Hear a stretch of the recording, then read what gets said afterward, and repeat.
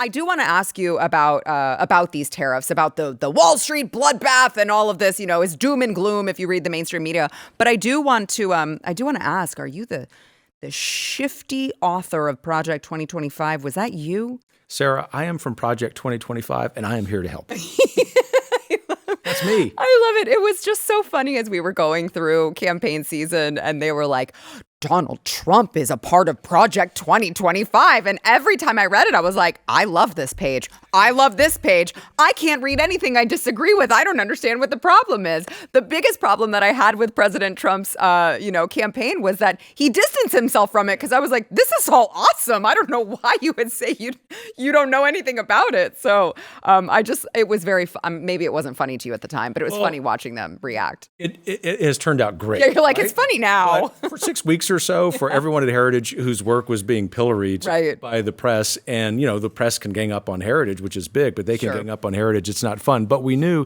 if we just stay the course, and as I told President Trump, go win this election. Yep. We'll be fine. Sure. We can take the torpedoes. Yes. And we have. Yeah. And it's a great testament to my colleagues, but also to President Trump, because he's following a very good plan. He is. It's almost like it was mapped out for him by someone really smart. So speaking of following a good plan, we have all these reciprocal tariffs that were he announced yesterday, and you saw the reaction before he even announced it, that it was, oh my gosh, what's he going to do? You have Europe crying about it, even though when you look at all of the tariffs that they already have on us, it's already sky high, way higher than ours. So it's like, I don't know what you're complaining about because you started the fight. But President Trump apparently was asked about it today. And he said, very unfazed, he said, I think it's going very well. It's just very much like President Trump. But I mean, what are your thoughts as someone way smarter than Matthew or me? Sorry, Matt. Well, way smarter than us. What are your thoughts on it? I'll still deny that I'm smarter than the two of you. Maybe I'm a glutton for punishment sitting in a classroom. That's what my wife says, that I really am. But to your good question, Sarah, I think just to be really objective about this, there will be an economic quarter or two where things are choppy. The Treasury Secretary has said as much, because what Trump is trying to do is reset the world economic order, which of course people in Brussels and at the Wall Street Journal hate, because what it does is disadvantage working Americans. And that's what we have to really place a priority on. At Heritage, we would be even more comfortable if he was focused on reciprocal tariffs, as you said, as opposed to what right now is a 10% categorical tariff. Sure. Although I don't know, if I had to guess, as he gets into this negotiation with other countries and they recalibrate because the administration is so good, they're going to focus on the reciprocity part of this.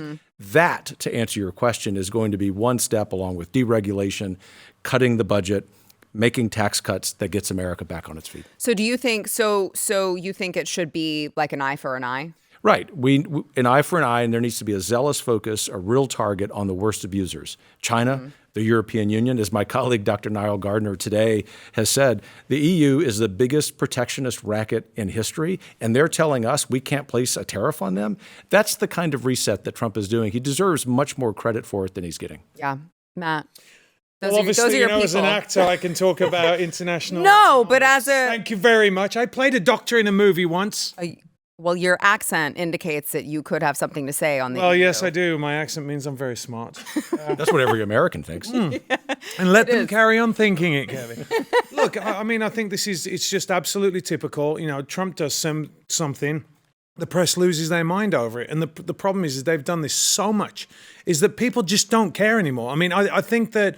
in the halls of power, people worry, like I'm sure with with Project 2025. Again, I was like, this is awesome, this is awesome, this is awesome. But I was like, please let him get in and please let him implement these ideas. But I think that people just really don't care anymore. We understand that things have to be reset. I'm talking about, the general public. We understand there's a disparity. We understand that there's these things aren't fair. I think to your point that if you just have reciprocal tariffs, then it's very easy to say, well, hang on a second. The messaging is very easy. You have this, we have this. It's just very, very simple as far as getting it out there. But I mean, what I've been doing is I've actually been screenshotting all the Karens out there that are losing their minds. Look at the stock market. I'm like, just give it 2 weeks or give it 2 months or whatever it is. But I think that Americans know now that we have to go through this because we were being bled dry. We were going to go bankrupt. Everything was, the country faced a very, very uphill battle to prosperity.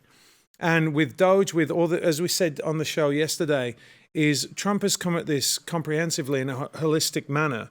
And if it was just one thing on its own, I could understand people freaking out a little bit. But when you're saying, "Hang on a second, we're gonna cut this waste here, we're gonna cut this," you can point to all these different things he's doing that hopefully are going to move us in the right direction. And we know that we've got to go that way. We know that we have to have some discomfort. And I think the majority of Americans that voted Trump in, we knew we were going to get that.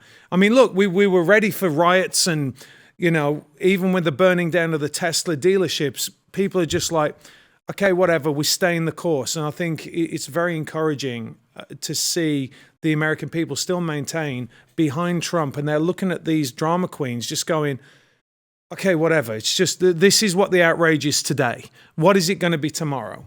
Yeah, I mean, I think that there are two other branches, I think, that concern me, because the executive branch seems to have it down, right? President Trump knew exactly what he was going to do. He hit the ground running. I still can't believe. I'm like, how old is he? 78? And I'm like, I can't keep up with him. And he's a grandfather. I don't know what that says about me. But, you have the executive branch ready to go. But what you don't have, that I still don't see, is a judicial branch that I have faith in, with all of these rogue judges that are acting out of turn and seemingly being emboldened by Supreme Court Justice, Chief John Roberts.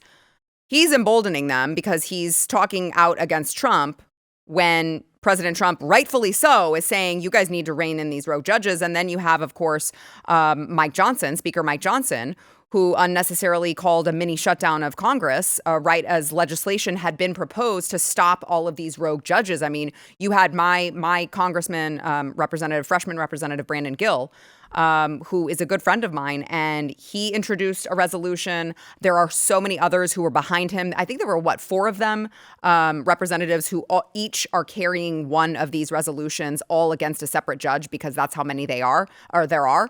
And so it's very unsettling when you have, people like Representative Brandon Gill, people like Chuck Grassley, who was pushing forward a bill that would just grind all of this lawfare to a halt, because on Monday he introduced a measure to prohibit district court judges from issuing nationwide injunctions, rulings he believes are unconstitutional and should apply only to a lawsuit's individual parties involved. And so it's very encouraging seeing all of these policies being implemented and executed.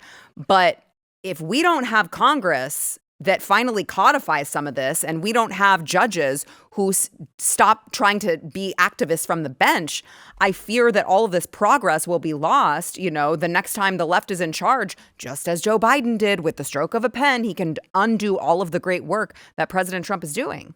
I think the people, Sarah, to underscore your point, who are complaining so much about the tariffs, including some seemingly on the political right, have forgotten the truth of what you just said about the other two branches. And for this reason, obviously the judicial branch is trying to slow down to a halt the Trump agenda, which means the president feels as if he's got to move more quickly, perhaps more aggressively than we might have at Heritage, Sure. moving beyond the reciprocal tariffs. But we agree with the diagnosis. Yeah. But the real problem is in Congress.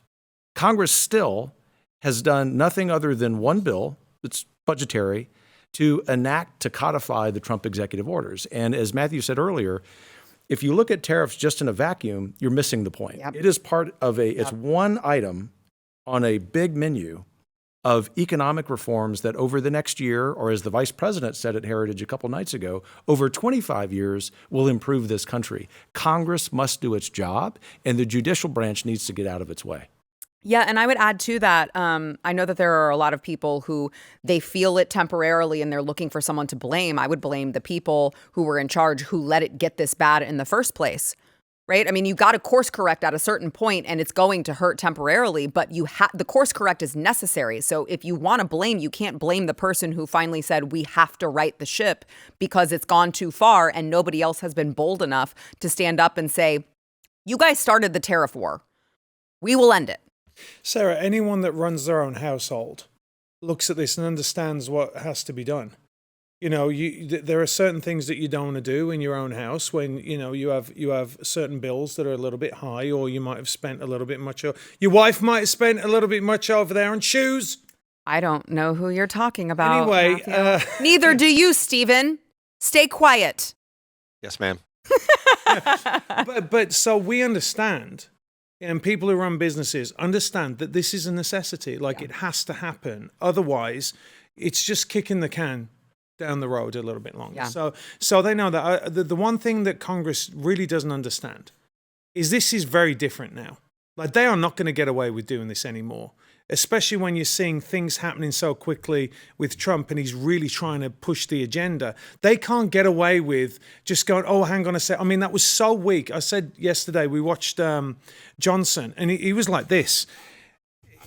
Very, very shifty looking. You could tell he didn't really want to be there. He didn't really want to say what he had to say. Again, I would say that's just normal Speaker Mike Johnson, but that's he's got to be careful because he'll be gone. Like, people do, we understand that if they're going to be the impediment to us bringing America back to its former strength, then they are going to be primary. They are going to be gone. Mm-hmm. So either they get on board or they're going to get smashed. It's as simple as that. And they need to know that, because this is crucial for the future of this country. And we've said this over and over and over again. This is a moment in time that will never come again. It will never, ever be here again when you've got a billionaire that's given everything up to come in and sort all the waste, fraud, and abuse. I love the fact that it's showing all these activist judges. Great. Now we know, because before they just like operate in this kind of shadowy realm.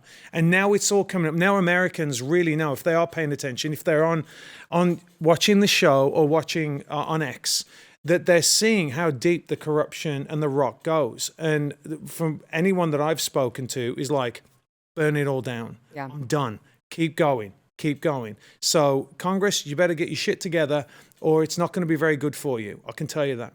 I would just like to remind everyone that that was a metaphor, burn it all down. He didn't actually mean, he was not calling for violence. We're conservatives. We don't burn things down. Well, I know, but I have to. We build things, Sarah. We build things, beautiful things. Beautiful things. I know, I have to give that, because some leftists will be like, oh my gosh, he called to burn it all down. That's our MO, not theirs. If you like this clip and you want to see the full episode, click here. And if you want to subscribe to the channel, come on, you know you do. Click here.